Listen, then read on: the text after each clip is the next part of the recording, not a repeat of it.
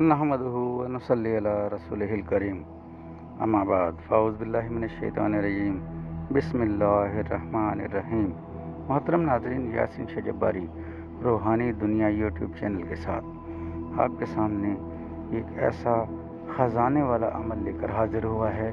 इस अमल को बुज़ुर्गों ने ख़जाने वाला अमल क्यों कहा, इस बात पर हम आपको जो बुज़ुर्गों के ज़बानी हमने सुना वो अर्ज़ करते हैं कि ये अमल अगर कोई भी आमिल, कोई भी शख्स, कोई आम शख्स भी इस अमल को कर सकता है जो इसका आमिल बन सकता है।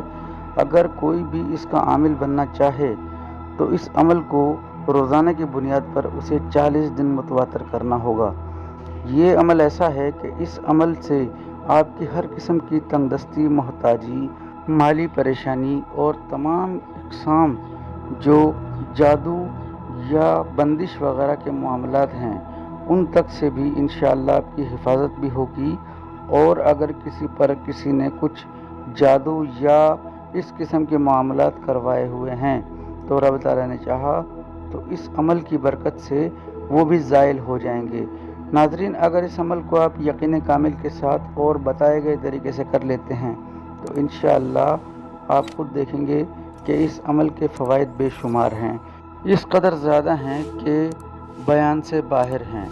तो नाज़रीन, इस अमल को करने का तरीका मुलाहिज़ा फ़रमाएँ कि ये रब ताला के 2 अस्माए मुबारका या फ़त्ताहु या रज़ाक़ु, या फ़त्ताहु या रज़ाक़ु का अमल है।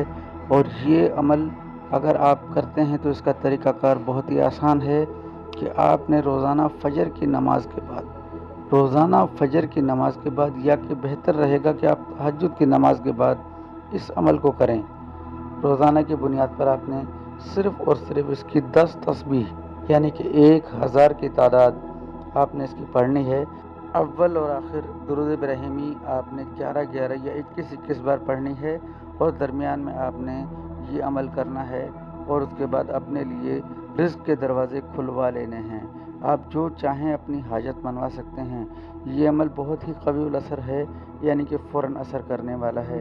इंशाअल्लाह इस अमल को कीजिए और यासीन शजब्बारी को भी दुआ खैर में याद रखें। नमाज की पाबंदी, कुरान पाक की तिलावत की पाबंदी के साथ इस अमल को भी कीजिए और हमारे इस चैनल की बाकी वीडियोस देखकर उन पर भी अमल कीजिए। नमाज इंतहाई ज़रूरी है, नमाज दीन का सतून है। तो नाज़रीन, यासीन शजब्बारी को दुआ खैर में याद रखें और इजाज़त दें। अस्सलामु अलैकुम व रहमतुल्लाहि व बरकातुहू।